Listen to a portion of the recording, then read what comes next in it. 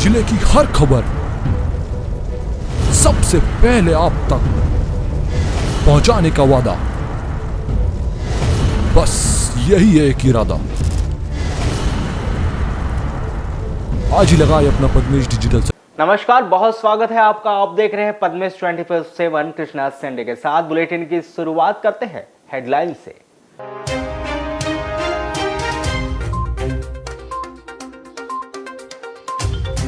जिले भर में हर्षोल्लास के साथ मनाई गई नेताजी सुभाष चंद्र बोस की जयंती। जगह जगह हुए विभिन्न कार्यक्रमों का आयोजन। उत्कृष्ट मैदान से धावकों ने लगाई दौड़।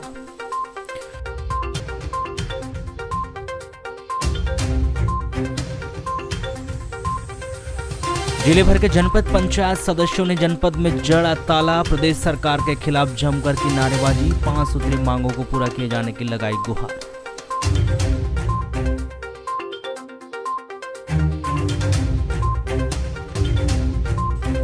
बागेश्वर धाम के पीठाधीश्वर धीरेन्द्र शास्त्री को लेकर नेताओं के द्वारा लगातार की जा रही बयानबाजी। विधायक प्रदीप जायसवाल ने भी कसा तंज। कहा, असली चमत्कार चांद और सूरज है, बाकी सब है पाखंड।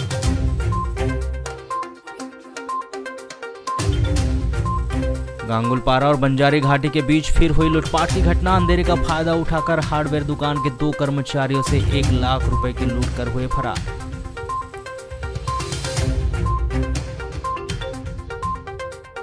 अनिल बब्बी शर्मा ने प्रेस वार्ता में कहा, स्वर्गीय पंडित नंद किशोर शर्मा व स्वर्गीय पंडित भीकमचंद शर्मा की छवि को धूमिल न करे गौरीशंकर, नहीं तो शर्मा परिवार सड़क पर उतर करेगा विरोध प्रदर्शन। 2019 में हुई गैंगरेप की वारदात में 6 आरोपियों को न्यायालय ने सुनाई आजीवन कारावास की सजा। 10-10 हजार रुपए का लगाया अर्थदंड।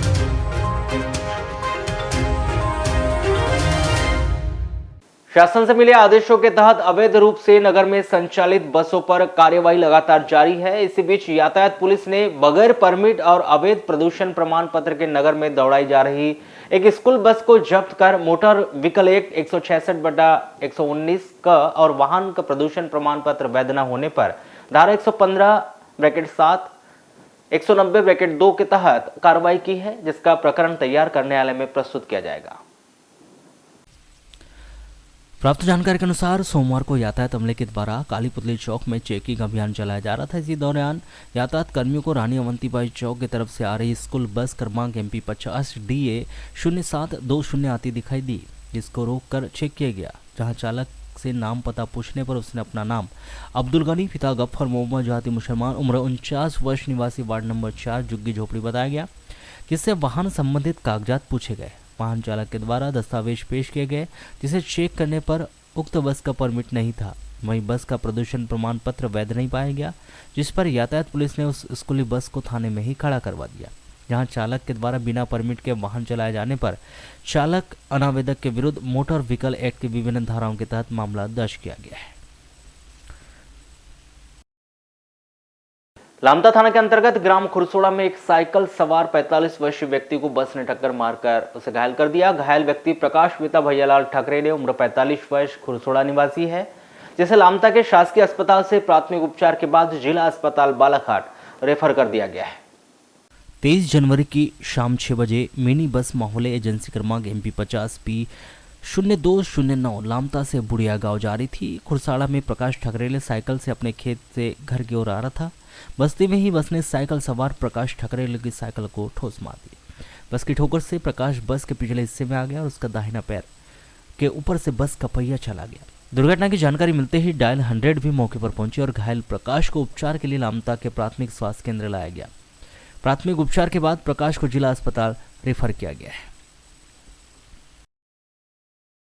4-5 ग्राम पंचायतों का प्रतिनिधित्व करने वाले जनपद सदस्यों ने अपनी 5 सूत्री मांगों को लेकर जनपद सदस्य एकता संघ के प्रांतीय आह्वान पर 23 जनवरी को जनपद अध्यक्ष, उपाध्यक्ष व सदस्यों ने जनपद कार्यालय के गेट में तालाबंदी कर 1 दिवसीय धरना प्रदर्शन किया। इसी कड़ी में जनपद पंचायत लालबरा कार्यालय में जनपद सदस्य एकता संघ लालबरा के द्वारा 23 जनवरी को प्रातः 11 बजे जनपद के गेट में तालाबंदी कर धरना प्रदर्शन किया गया। इस दौरान जनपद सदस्यों ने सरकार के प्रति नाराजगी व्यक्त करते हुए जमकर नारेबाजी करते हुए पंचायती राज अधिनियम 1993 में जनपद सदस्यों को जो अधिकार दिए गए थे उसे वापस दिए जाने, मानदेय बढ़ाने सहित अन्य नारे लगाए गए व मांग पूरी न होने पर 10 दिन बाद पुनः प्रांतीय आह्वान पर उग्र आंदोलन करने की भी शासन प्रशासन को चेतावनी दी है।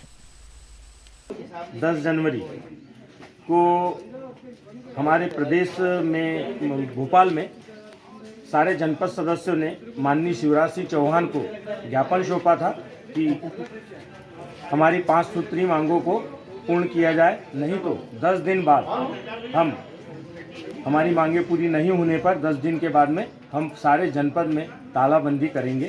इसलिए और हमारी मांग ये थी कि हमारा जो सारे जनपद सदस्यों का जो मानदेय है 1500 से बढ़ाकर 15,000 किया जाए।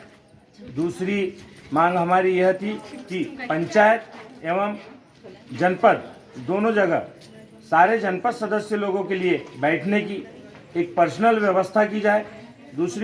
तीसरी बात कि हमारी जो परफॉर्मेंस राशि है वो परफॉर्मेंस राशि एक जनपद सदस्य को प्रतिवर्ष 25 लाख रुपए दिया जाए ताकि वो अपने क्षेत्र में जनता के हित में विकास कार्य कर सके।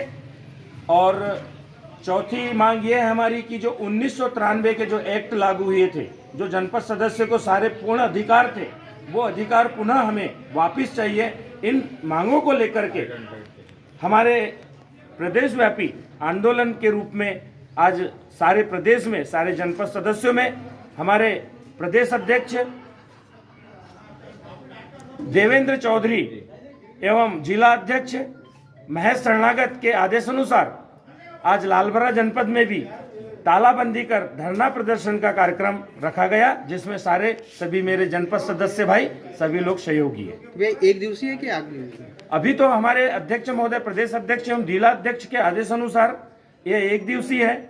अब हो सकता है कि अभी शाम को यदि आदेश आए तो यह बढ़ भी सकता है, हमारी मांगे पूरी नहीं हुई तो। और फिर भी अभी एक दिन के बाद में भी यदि आंदोलन समाप्त हो जाता है तो पुनः फिर। भैया आज पूरे जनपद सदस्यों ने तालाबंदी कर दी जनपद पंचायत के सामने में और धरना पे बैठ गए, तो क्या प्रमुख मांगे आपकी? देखिए, ये पूरा 313 जो हमारा विकास खंड है मध्य प्रदेश का, उन सभी जगहों में एक दिन का धरना प्रदर्शन जनपद सदस्यों के माध्यम से किया जा रहा है। जैसा कि आप सभी जानते हैं, त्रिस्तरीय पंचायती राज में जनपद केंद्र की योजनाएं और राज्य की योजनाओं को संचालन करने का महत्वपूर्ण व्यवस्था है। और उसी व्यवस्था के अंतर्गत जो त्रिस्तरीय पंचायत राज में जो जनपद सदस्य जो होते हैं, कहीं ना कहीं 3 से 4 पंचायतों का इनको जवाबदारी रहती है। 3 से 4 पंचायतों के चुनाव जो होते हैं जनपद के, उनसे वो चुन के आते हैं।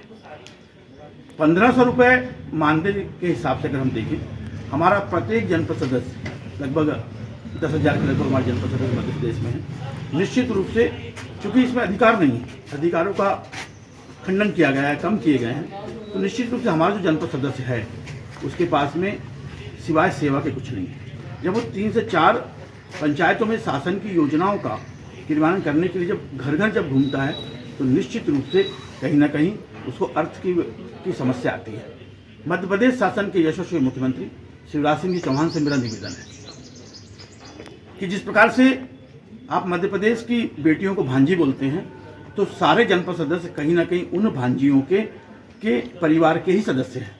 और उन भांजियों की सुरक्षा जितनी आदरणीय शिवराज सिंह जी चौहान आप करते हैं, निश्चित रूप से हमारा जो जनपद सदस्य परिवार है वह भी उन भांजियों की सुरक्षा करता है। मुझे आशा है और विश्वास है शिवराज सिंह चौहान जी के ऊपर कि कहीं ना कहीं भांजियों की जहाँ सुरक्षा के सवाल की बात आती है, जनपद सदस्यों को मानदेय के रूप में एक नया तोहफा वो बहुत जल्दी कम। मांगे हमारी बहुत सारी हैं।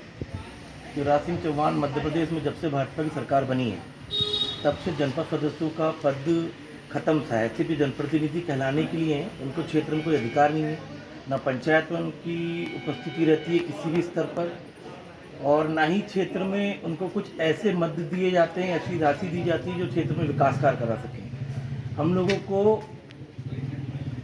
परफॉर्मेंस की राशि साल में एक बार मिलती है, और परफॉर्मेंस की राशि हम लोगों को उसका जो एस्टीमेट है वो 10 लाख से कम का एस्टीमेट बनता नहीं है। ग्रुपों में हम लोगों को राशि मिलती है, उसके कारण हम लोगों को 3 से 4 लाख रुपए एक जनपद सदस्य को सालाना मिलता है। अगर हमारा 5 साल का कार्यकाल होता है तो 5 साल के कार्यकाल में हम लोगों को कुल मिलाकर के 20 लाख रुपये की राशि मिलती है। 3 पंचायत हम लोगों के जनपद क्षेत्र में आती है, 3 से 4 पंचायत। इस राशि का उपयोग हम किसी भी एक पंचायत में ही कर सकते हैं। जनता हम लोगों को बहुत सारी अपेक्षा करके चुनाव जिताती है, जनता से हम लोग बहुत सारे वादे करते हैं, लेकिन जिस हिसाब से हम लोग चुनाव जीत के आते हैं, जनप्रतिनिधि बनते हैं, हम लोगों को हमारी पंचायत में हमारी उपस्थिति नहीं रहती और हम लोगों को उतना कहना चाहिए कि सम्मान नहीं मिल पाता। पंचायत में हम लोगों की पंचायत में पंच के बैठने की भी व्यवस्था होती है। हम भी उसी पंचायत से उसी वोटर्स से चुनाव जीत के आते हैं जहाँ से सरपंच और पंच चुनाव जीतते हैं। जैसा जो मानदेय मिल रहा है तो मानदेय से आपका बहुत ही कम मानदेय, 1500 रुपये मानदेय में हम तो अपनी पंचायतों का दौरा भी नहीं कर सकते। पेट्रोल भी 120 रुपये लीटर है। मानदेय बढ़ना चाहिए, मानदेय बढ़ना चाहिए, हमारे अधिकार बढ़ना चाहिए। इसी तरह वारासोनी जनपद पंचायत के अंतर्गत आने वाली सभी 22 जनपद सदस्यों ने ब्लॉक जनपद सदस्य संघ के नेतृत्व में विभिन्न मांगों को लेकर जनपद पंचायत कार्यालय में तालाबंदी की और प्रदेश सरकार से उनके अधिकार प्रदान करने की मांग की। इस दौरान समस्त जनपद पंचायत सदस्य के साथ ही जनपद अध्यक्ष व उपाध्यक्ष भी उपस्थित रही। सभी 22 जनपद सदस्यों ने एक सुर में कहा कि हम अपना अधिकार मांग रहे हैं। 1993 में पंचायती राज अधिनियम के अंतर्गत जो अधिकार प्राप्त होते थे, हम उनके मुताबिक ही कार्य करना चाहते हैं, जिसमें किसी का भी हस्तक्षेप न हो, क्योंकि हम जनता के द्वारा चुने हुए जनप्रतिनिधि हैं। जनता के सामने जब जाओ तो जवाब हमें देना पड़ता है।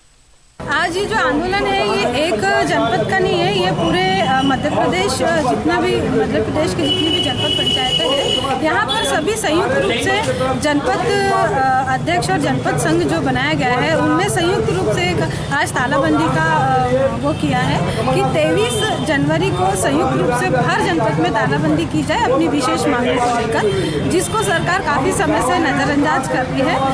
कई बार हमने भोपाल जाके ज्ञापन भी दिया गया है।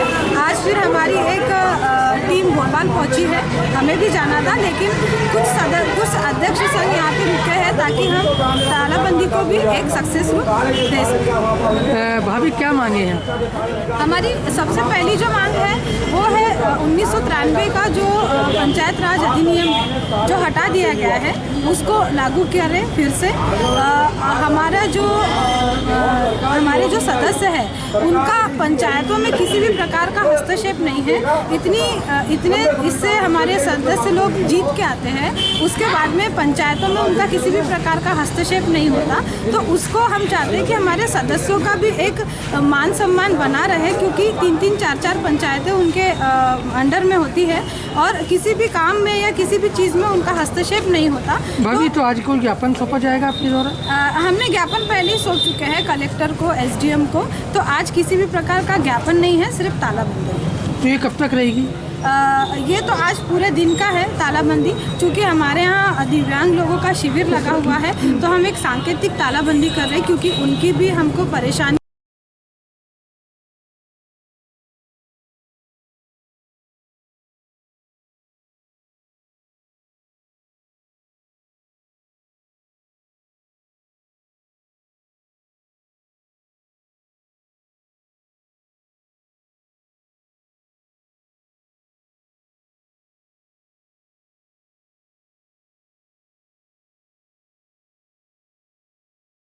विद्युत वितरण कंपनी में कार्यरत समस्त आउटसोर्स कर्मचारियों का विभागीय संविलियन करने, संविदा कर्मचारियों के नियमितीकरण, वेतन वृद्धि, दुर्घटना बीमा सहित वर्षों से लंबित अन्य सूत्रीय मांगे पूरी न होने से नाराज विद्युत वितरण कंपनी में कार्यरत आउटसोर्स व संविदा कर्मचारियों ने प्रदेश सरकार के खिलाफ मोर्चा खोलते हुए शनिवार से अनिश्चितकालीन आंदोलन शुरू कर दिया, जिसका काम बंद अनिश्चितकालीन आंदोलन तीसरे दिन भी जारी रहा। जहां आंदोलित कर्मचारी के द्वारा अपनी विभिन्न मांगों को पूरा करने के लिए रोजाना ही तरह तरह के आयोजन कर प्रदेश सरकार का ध्यान अपनी ओर आकर्षित कर रहे हैं। जहां आंदोलन कर्मचारियों ने पहले दिन डेंजर रोड स्थित अभियंता कार्यालय के समीप विभिन्न मांगों को लेकर प्रदेश सरकार के खिलाफ जमकर नारेबाजी की, तो वहीं दूसरे दिन रविवार को धरना आंदोलन स्थल पर सरकार की सद्बुद्धि के लिए अखंड रामायण पाठ का आयोजन कर अपना विरोध जताया था। इस पर भी बात न बनने पर सोमवार को विद्युत विभाग के इन हड़ताली कर्मचारियों ने प्रदेश संगठन के आह्वान पर नगर में एक रैली निकालकर अपनी विभिन्न मांगों को पूरा कराए जाने को लेकर जमकर नारेबाजी की। जहां उन्होंने रैली के माध्यम से मुख्यमंत्री के नाम कलेक्टर कार्यालय में एक ज्ञापन सौंपा, जिन्होंने ज्ञापन के माध्यम से उनकी समस्त मांगे यथाशीघ्र पूरी किए जाने की गुहार लगाई। जहां उन्होंने मांग पूरी न होने पर सोमवार रात 12 बजे से समस्त अधिकारी कर्मचारियों के द्वारा अपने अपने मोबाइल बंद कर तमाम सेवाओं का भी बहिष्कार किए जाने की चेतावनी दी है। जहां उन्होंने स्पष्ट कर दिया कि सभी अधिकारी कर्मचारी रात 12 बजे से अपने अपने मोबाइल बंद कर लेंगे। इस दौरान किसी के घर, उद्योग, व्यापार या अन्य जगह में लाइट गोल होने या विद्युत फॉल्ट आने पर कोई भी अधिकारी कर्मचारी किसी का फोन नहीं उठाएगा और विद्युत फॉल्ट को सुधारने की कोई कर्मचारी भी नहीं जाएगा। हम लोगों ने तीसरे चरण में तीसरे दिन जो बहिष्कार चल रहा है उसमें हम लोगों का आज आदेश था हमारे प्रांतीय नेताओं का कि अपनी आवाज़ अब रैली के माध्यम से जनता के बीच से जाकर के जनता को ये आह्वान करते हुए कि आधी रात के बाद में आप कोई फ़ोन नहीं उठाएगा, आधी रात के बाद में कोई भी फ्यूज कॉल नहीं करेगा और ना ही कोई लाइट चालू करेगा, चाहे वो खदान की लाइट बंद हो, चाहे घर की हो, चाहे व्यवसाय की हो, चाहे उद्योगपतियों की हो। इसकी हम जानकारी देने के लिए यहाँ पे हम लोग जिलाध्यक्ष महोदय के पास आए हुए थे। यूनाइटेड फोरम का हमारा ज्ञापन था। जिले के प्रभारी मंत्री हरदीप सिंह डंग ने सोमवार को कलेक्टर कार्यालय में जिले के समस्त विभागीय अधिकारियों के साथ बैठक की। आयोजित इस बैठक में उन्होंने शासन प्रशासन के द्वारा संचालित विभिन्न योजनाओं और निर्माणाधीन कार्यों की गति लाने और पेंडिंग पड़े कार्यों को यथाशीघ्र पूरे किए जाने के निर्देश दिए। जहां इस बैठक के तुरंत बाद उन्होंने एक पत्रकार वार्ता का आयोजन कर विभिन्न मुद्दों पर पत्रकारों से चर्चा की। जहां इस बैठक के तुरंत बाद ही उन्होंने एक पत्रकार वार्ता का आयोजन कर विभिन्न मुद्दों पर पत्रकारों से चर्चा की, जिसमें उन्होंने सिंचाई, नल जल योजना, आयुष्मान कार्ड, पीएम आवास योजना, स्वास्थ्य योजना, सड़क, पुल, पुलिया निर्माण आदि कार्यों को गति देने और निर्माण कार्यों को जल्द से जल्द पूरा किए जाने की बात कही। तो वहीं उन्होंने वर्षों से लंबित पड़े कार्यों के लिए जल्द ही टेंडर जारी करने की भी बात कही। निर्देश देने का मतलब है कि अगर कहाँ पर हमारे जो प्रधानमंत्री आवास के काम चल रहे हैं या सड़कों के निर्माण कार्य चल रहे हैं, पुल पुलियाओं के काम चल रहे हैं, अगर ठेकेदार काम नहीं कर पा रहे हैं, ज़्यादा टाइम ले रहे हैं, जिसके कारण जो जनता को सुविधा मिलनी चाहिए वो कार्य लेट हो रहे हैं, उसके निर्देश दिए हैं कि तत्काल उनको कराया जाए और जनता को सुविधा दी जाए। मंत्री जी बैहर क्षेत्र के नक्सल क्षेत्र के 4 पैकेज आपके 5 साल से लंबित है, उस पर आपने कुछ एक्शन लिया था? काय में सड़क के हैं, पुल पुलिया है, नहीं, सबको निर्देश दे दिए गए हैं। टेंडर जहां पर हो चुके हैं उनका जल्दी से काम प्रारंभ हो और जहां पर टेंडर प्रक्रिया अभी नहीं हो पाई है तो उनको टेंडर करा के जल्दी से काम प्रारंभ करे जाए, ये निर्देश दे दिया गया है। जिले की तमाम सोसाइटियों में गरीबों को गेहूं न मिलने पर पूछे गए सवाल के जवाब में उन्होंने बताया कि गेहूं के भंडार में कोई कमी नहीं है। गेहूं आवंटन में यदि समस्या आ रही होगी तो उसे दिखाया जाएगा। सोसाइटियों में गेहूं नहीं आ रहा है, सोसाइटियों में गेहूं नहीं आ रहा है, गेहूं नहीं आ रहा, गेहूं नहीं आ रहा है। जिले में गेहूं का भंडारण है, सड़ रहा है, लेकिन 6-8 महीनों से अभी तक की सोसाइटियों में गेहूं का वितरण नहीं हो रहा। गेहूं की उपलब्धता हमारे पास पर्याप्त है। अगर किसी सोसाइटी में नहीं आया है, पूरे जिले में ही नहीं, पूरे जिले में नहीं है आवंटन नहीं, उपलब्धता है। आवंटन में अगर जिले में कोई कमी है तो इसको देख के जहाँ पर भी प्राप्त होगा, और उसमें अभी चावल देने का भी जो चल रहा है, चावल और गेहूं का जो रेशो है उसको हम देख लेते हैं। वहीं समर्थन मूल्य पर खरीदी गई धान के परिवहन व भंडारण को लेकर की गई चर्चा के दौरान उन्होंने बताया कि जिले में समर्थन मूल्य पर खरीदी गई धान की मात्रा अधिक होने और भंडारण के लिए गोदाम कम पड़ने के चलते धान का भंडारण अन्य जिलों में कराया जा रहा है, जिससे उन्होंने स्पष्ट किया कि अनाज की सुरक्षा की जिम्मेदारी सरकार की। लेकिन आपके पास रखने का जगह नहीं है यहाँ, इस बारे में आपने चर्चा की है क्या? उसकी भी लगातार जितनी भी पूर्ति की जा रही है और जो कमी है उसको जल्दी से यहाँ पर आज मीटिंग लेने का मतलब है कि जहाँ पर जो कमी है ये जाकर माननीय मुख्यमंत्री जी को बताएंगे और जो कमी उसको पूरी करेंगे। लेकिन आपने जो स्थिति बनाया था कि हमको इतना क्विंटल अपेक्षित आपने किया था कि मैं 5 लाख क्विंटल ही खरीदूंगा, उससे ज्यादा हो गया, लेकिन आपके पास जगह नहीं है। लेकिन आप उसको रखें कहाँ? तारीख तो बताइए, क्योंकि मौसम खराब हो, कुछ भी हो, उसकी व्यवस्था कहाँ होगी? आपने जो जानकारी दी है यही मैं यहाँ पर लेने आया हूँ और जहाँ पर जो कमी है उसकी पूर्ति की जाएगी।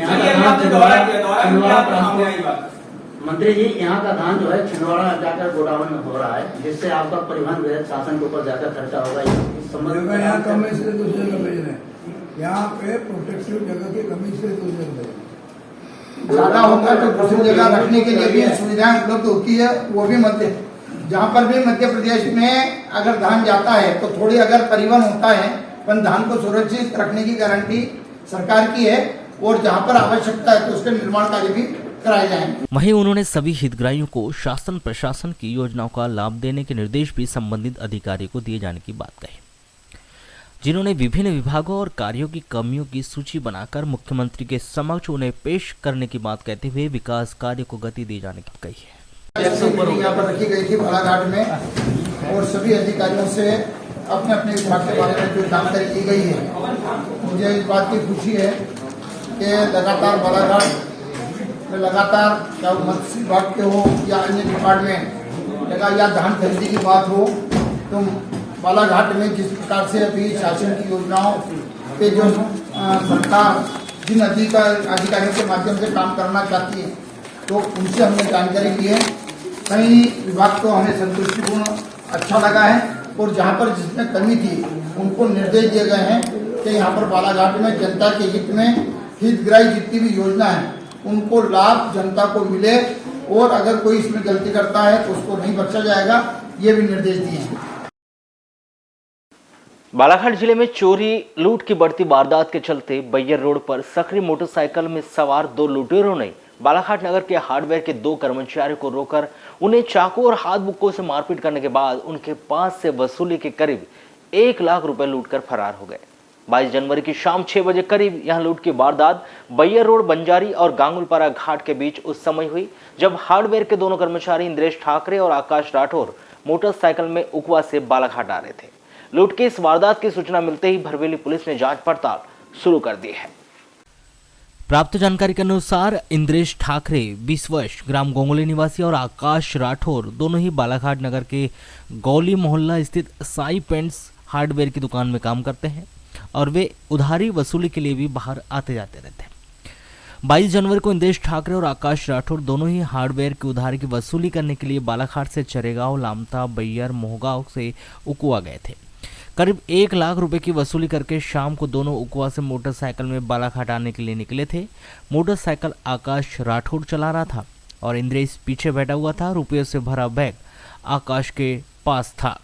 बंजारी और गांगुलपारा घाट तालाब पहाड़ी के बीच दोनों पहुंचे थे कि पीछे की तरफ उकवा की तरफ से एक मोटरसाइकिल में सवार 2 लड़के आए और मोटरसाइकिल को ओवरटेक करते हुए इंद्रेश और आकाश की मोटरसाइकिल के सामने उन्होंने मोटरसाइकिल खड़ी करके रुके और दोनों अज्ञात युवकों के द्वारा मोटरसाइकिल रोकने से आकाश ने अपनी मोटरसाइकिल भी रोक दी। तभी मोटरसाइकिल सवार एक युवक ने आकाश को हाथ बुक्कों से मारपीट कर दिया तो वहीं एक लड़के ने चाकू निकालकर मोटरसाइकिल के टायर को दे मारा और इस युवक ने इंद्रेश पर चाकू से वार कर दिया जिससे उसके बाएं हाथ का अंगूठा कट गया।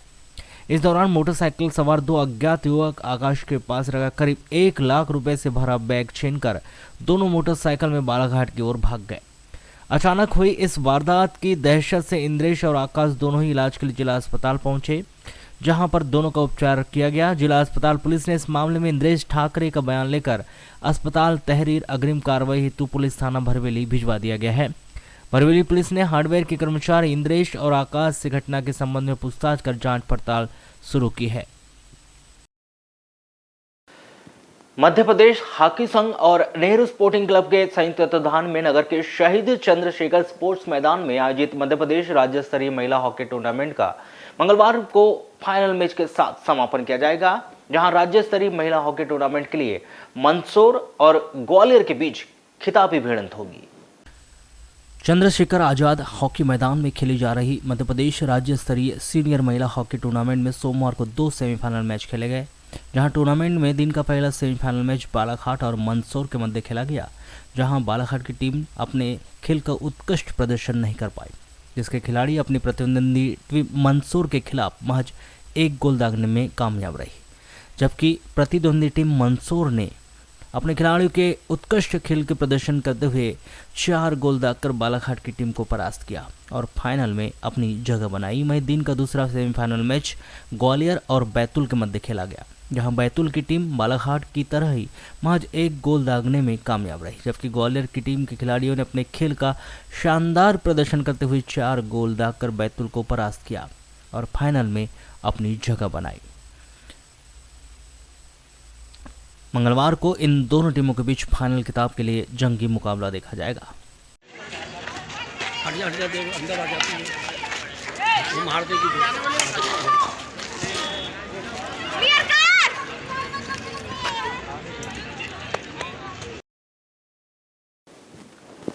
बागेश्वर धाम के पीठाधीश्वर धीरेन्द्र शास्त्री को लेकर नेताओं की लगातार बयानबाजी सामने आ रही है। जहां कुछ राजनेताओं के द्वारा बाबा के चमत्कार को नमस्कार किया जा रहा है, तो वहीं कुछ नेता इसे महज एक खोखला पाखंड बता रहे हैं। महाराष्ट्र और छत्तीसगढ़ में बागेश्वर बाबा को लेकर चल रही सियासत अब मध्य प्रदेश के बालाघाट में भी देखी जा रही है। इसी विवाद के बीच खनिज विभाग अध्यक्ष एवं वाराणसी विधायक प्रदीप जायसवाल ने बागेश्वर बाबा को लेकर पूछे गए एक सवाल के जवाब में चांद और सूरज को ही सबसे बड़ा चमत्कार बताते हुए बाकी कथित चमत्कारों को महज एक पाखंड बताया है। उन्होंने स्पष्ट किया कि सूर्य पूरी दुनिया को निःशुल्क रोशनी देता है, वहीं चंद्रमा भी रोज रात्रि में डिम लाइट सा उजाला देता है। यही सबसे बड़ा चमत्कार है। दुनिया में कोई शक्ति है जो पूरे ब्रह्मांड को चला रही है, उसका अनुभव लोग नहीं कर पा रहे। उन्होंने स्पष्ट किया कि कुछ लोगों को बाबा की सच्चाई का पता तुरंत चल जाता है, तो कुछ लोगों को सच्चाई का पता बाद में चलता है। उन्होंने तंज कसते हुए आगे कहा कि कुछ बाबा 60 से 70 हजार रुपए लेकर प्रोग्राम करते हैं। लोगों को ऐसे बाबाओं के पीछे नहीं जाना चाहिए। देखिए, बागेश्वर धाम की जहाँ तक बात है, इसके पहले भी बहुत सारे आश्रम के बारे में, बहुत सारे बाबाओं के बारे में चर्चा हुई है। मेरा मानना है अब ये थी कि ये लोकतांत्रिक व्यवस्था है, सबको बोलने का अधिकार है। जब बोलने का अधिकार तो प्रवचन तो कोई भी दे सकता है। मैं भी अपने भाषण में रोज प्रवचन देता हूँ। अब किसी को पसंद है, किसी को नहीं है। जिसको पसंद नहीं, मतलब कई लोगों को पहले समझ आ जाता है, कई लोगों को 2 दिन बाद समझ आता है कि सही बात क्या है। अभी प्रदीप शर्मा महाराज जी के पीछे लाखों की भीड़ है। एक कार्यक्रम 60-70 लाख का होता है। अब किसको 100 के 70 लाख दे के कार्यक्रम कराने का, कौन इतनी दूर से सुनने जा रहा है। 6-6 लाख पब्लिक जा रही है। अब कई लोगों को अभी समझ में आएगा, कई लोगों को परसों समझ में आएगा, किसी को 4 दिन बाद समझ में आएगा। धीरे धीरे चढ़ जाएंगे लोग। नहीं, किसी को रोक भी नहीं सकते, ना किसी को जाने से रोक सकते, ना किसी को बोलने से। पाखंड इस टाइप के आरोप है। पाखंड तो सब जगह कोई भी कर सकता है। पाखंड हमारे जैसे कई नेता भी पाखंड है। कैसा करोगे, क्या बोलोगे? लेकिन चमत्कार जहाँ तक बात है, जो सूर्य निकलता है, सूर्य भगवान, इससे बड़ा चमत्कार दूसरा नहीं है। चंद्रमा निकलता है, उससे बड़ा कोई चमत्कार नहीं है। जो सही में चमत्कार है उसको बोल सकते हैं। और इतने पूरे दुनिया में, ब्रह्मांड में पूरा सूर्य प्रकाश दे रहा है, उसका 1 रुपये का बिजली बिल नहीं आता। रात को सोते समय डिम लाइट मिलता है चंद्रमा से, है ना, शीतलता वाला लाइट मिलता है, उसका 1 रुपये का बिल नहीं आता। इससे बड़ा चमत्कार और कर सकता है। बाकी सब पाखंड है। समर्थन करते हैं उनके चमत्कार? नहीं, देखिए, हमने तो मैं तो बोलता हूँ, मिलने गया नहीं। मतलब चमत्कार तो मैं नहीं मानता। चमत्कार उसके अलावा कोई कर सकता है। हाँ, अच्छी बात कोई बोल सकता है, अच्छी बात बोल सकता है, अच्छा मैसेज दे सकता है, अच्छा प्रवचन दे सकता है। लेकिन अच्छी बातें भी सुनना अलग मैटर है, लेकिन उसमें अमल करना बहुत मुश्किल काम होता है। लेकिन फिर भी मेरा मानना है कि हिंदुस्तान है अपना, हिंदू धर्म हमारा, इस पे धर्म के बारे में लगातार प्रयास होना चाहिए कि अच्छी बातें जनता तक जाए। खासकर मोबाइल के माध्यम से जिस प्रकार से अश्लीलता फैलाई जा रही है मोबाइल के माध्यम से, इस पर तो सरकार, केंद्र सरकार, राज्य सरकार को तत्काल बैन लगाना चाहिए। और हमारे हिंदू धर्म के जितने शंकराचार्य हैं या बड़े बड़े जितने भी हैं, इनको तो फ्री ऑफ कास्ट लोगों को भी जा के प्रवचन देना चाहिए। ये 60 लाख का कार्यक्रम, 70 लाख का कार्यक्रम कौन जाता है सुनने में, को ये तो पल्ले नहीं पड़ता। इसलिए मैं किसी चमत्कार को नहीं मानता। इससे जो मैं चमत्कार बोला हूँ, इससे बड़ा चमत्कार नहीं हो सकता। और इससे लगता है कि दुनिया में कुछ शक्ति है जो इतने बड़े ब्रह्मांड को चला रही है। अब शक्ति का अनुभव अगर लोग नहीं कर सकते, तो ये बाबा लोग के पीछे जाना तो मैं गलत मानता हूँ। वहीं बैयर विधायक संजय उइके को जिला कांग्रेस कमेटी का नया जिला अध्यक्ष बनाए जाने पर भी उन्होंने तंज कसा। एक सवाल के जवाब में विधायक प्रदीप जायसवाल ने कहा कि बीमारी कुछ है और इसका इलाज कुछ और हो रहा है। कांग्रेस के नए जिलाध्यक्ष आए कांग्रेस में। कांग्रेस, देखिए आप, बीमारी कुछ है, इलाज कुछ हो रहा है। इसका भगवान जाने। प्रतिवर्ष की तरह इस वर्ष भी स्वतंत्रता संग्राम के महानायक नेताजी सुभाष चंद्र बोस की जयंती 23 जनवरी सोमवार को जिले भर में हर्षोल्लास के साथ मनाई गई। नेताजी की जयंती पर जिले भर में जगह जगह विभिन्न कार्यक्रमों के आयोजन किए गए। जयंती विशेष पर 22 से 24 जनवरी तक उत्कृष्ट विद्यालय मैदान में आयोजित इस आनंद उत्सव की शुरुआत 22 जनवरी की सुबह स्वच्छता अभियान से की गई थी। यहां आयोजनों में 22 जनवरी को वॉल पेंटिंग प्रतियोगिता, पेंटिंग प्रतियोगिता, पतंग प्रतियोगिता का आयोजन किया गया। तो वहीं 23 जनवरी के सोमवार को हाफ मैराथन दौड़ का आयोजन किया गया। यह दौड़ नेताजी सुभाष चंद्र बोस की जयंती पर उत्कृष्ट विद्यालय मैदान से वैष्णो देवी मंदिर, कायदी और कायदी से वापस उत्कृष्ट विद्यालय मैदान तक कराई गई। 21 किलोमीटर के हाफ मैराथन में सोलो गेम्स, टीम गेम्स के नॉकआउट मैच का भी आयोजन किया गया, जहां लगभग 1 सैकड़ा की संख्या में धावकों ने भाग लेकर इस आयोजन को सफल बनाया। इस प्रतियोगिता के अंत में प्रथम, द्वितीय व तृतीय स्थान पाने वाले धावकों सहित अन्य धावकों को पुरस्कार व प्रमाण पत्र देकर सम्मानित किया गया।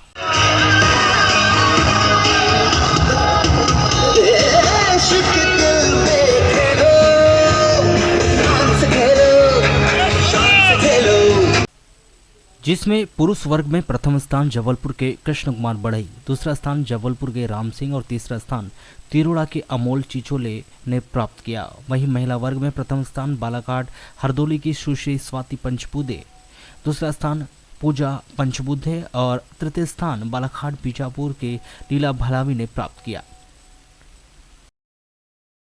प्रदेश सरकार ने गांव की जनता का प्रतिनिधित्व करने वाले सरपंचों के मानदेय में पिछले दिनों वृद्धि कर दी, तो वहीं नगर पालिका पार्षदों का मानदेय भी बढ़ा दिया। इसके अलावा हाल ही में प्रदेश सरकार के द्वारा जिला पंचायत अध्यक्षों के मानदेय बढ़ाने की भी घोषणा कर दी गई, लेकिन 4 से 5 गांव का प्रतिनिधित्व करने वाले जनपद पंचायत सदस्यों का मानदेय अब तक नहीं बढ़ाया गया है, जिसको लेकर जनपद पंचायत सदस्य प्रदेश सरकार से खासा नाराज है। जिन्होंने पंचायती राज अधिनियम 1993 को पुनः लागू करने, जनपद सदस्यों के पंचायती राज एक्ट के तहत अधिकार दिए जाने और मानदेय में बढ़ोतरी किए जाने सहित वर्षों से लंबित अपनी विभिन्न सूत्रीय मांगे अब तक पूरी न होने पर नाराजगी जताते हुए 23 जनवरी को जनपद पंचायत में ताला जड़कर धरना प्रदर्शन शुरू कर दिया।